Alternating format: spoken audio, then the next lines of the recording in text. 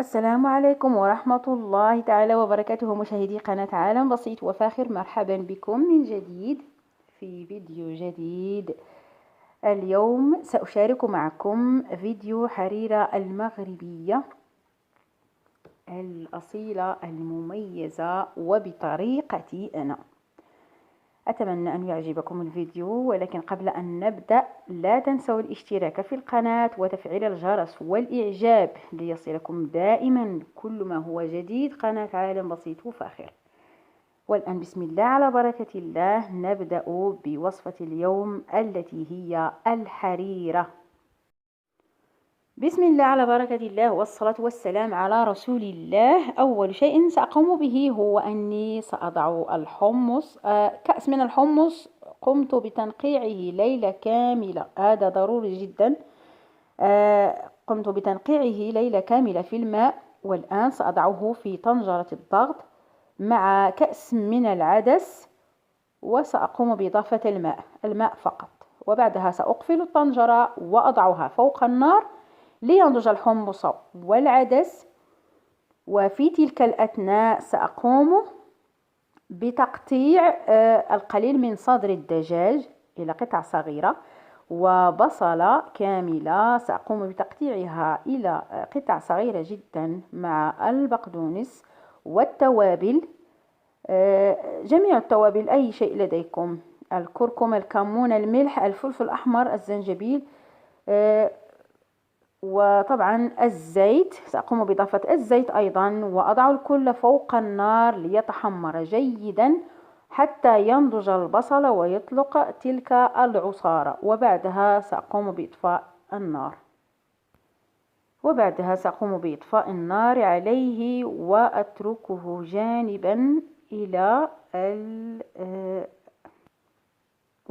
جانبا إلى المرحلة التالية. ها هي الآن الطنجرة أصبحت جاهزة، أصبح الحمص جاهزا وناضجا. الآن سأقوم بإضافة المكونات الأخرى.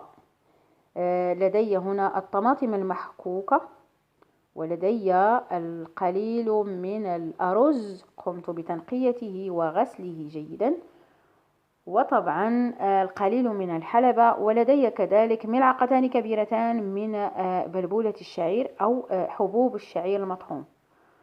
سأضيف الكل إلى الطنجرة، وسأقوم بإضافة أيضا صدر الدجاج والبصل الذي كنت قد جهزته من قبل. سأقوم بإضافة الكل إلى الطنجرة، وسأقوم بزيادة الماء إلى الطنجرة وأضعها فوق النار ليغلي ذلك الماء.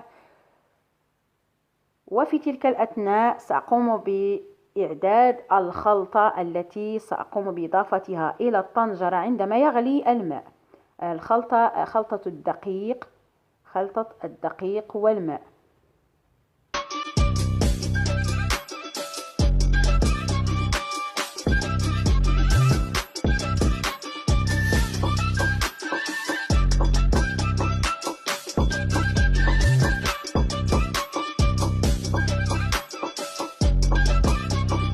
بعد أن قمت بوضع كل المكونات في الطنجرة وقمت بزيادة الماء، وضعت الطنجرة فوق النار.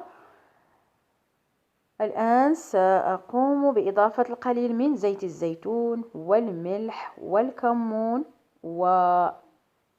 والكرفس المقطع، سأضيفه هو أيضا إلى الطنجرة، وسأقوم بإقفال الطنجرة وأتركها فوق النار ليغلي الماء.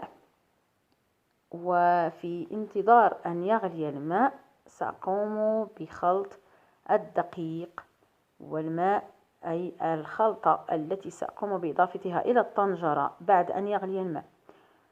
سأضع القليل من الدقيق في كأسان أو 3 كؤوس من الماء تقريبا، مع كأسان كبيران من الدقيق. سأقوم بخلطهم جيدا في الإناء حتى يصبح قوامه هكذا خفيفا قليلا. يجب أن لا تكون الخلطة ثقيلة جدا ولا خفيفة جدا، يجب أن تكون خلطة عادية. سأتركها جانبا حتى يغلي الماء في الطنجرة، وأقوم بإضافتها إلى الطنجرة. الآن أصبح الماء داخل الطنجرة يغلي، أصبح جاهزا لكي أقوم بإضافة خلطة الدقيق والماء. سأقوم الآن بإضافة الخلطة داخل الطنجرة مع التحريك المستمر هكذا كما ترون.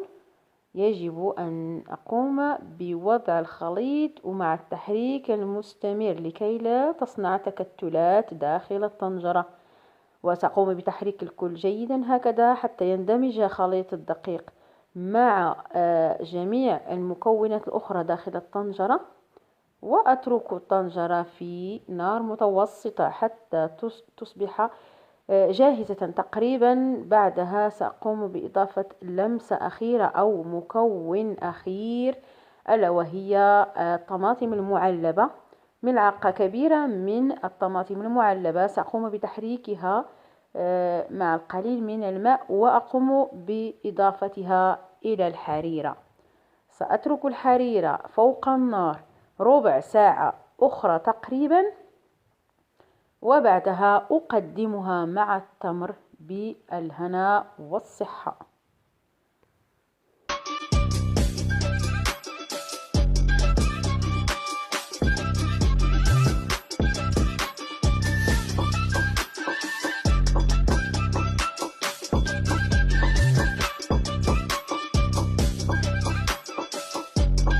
ها هي الآن الحريرة أصبحت جاهزة. قدمتها مع التمر، لذيذة جدا ورائعة، والأهم أنها دافئة في هذا الجو البارد، رائعة جدا. أتمنى أن يعجبكم الفيديو، أتمنى أن تعجبكم وصفة اليوم. لا تنسوا الاشتراك في القناة وتفعيل الجرس والإعجاب. لا تنسوا أن تتركوا لي تعليق. شكرا جزيلا لكم جميعا، لكل من يشجعني. شكرا على المشاهدة، شكرا جزيلا للجميع. أقول لكم إلى اللقاء إن شاء الله في فيديو قادم، والسلام عليكم ورحمة الله تعالى وبركاته.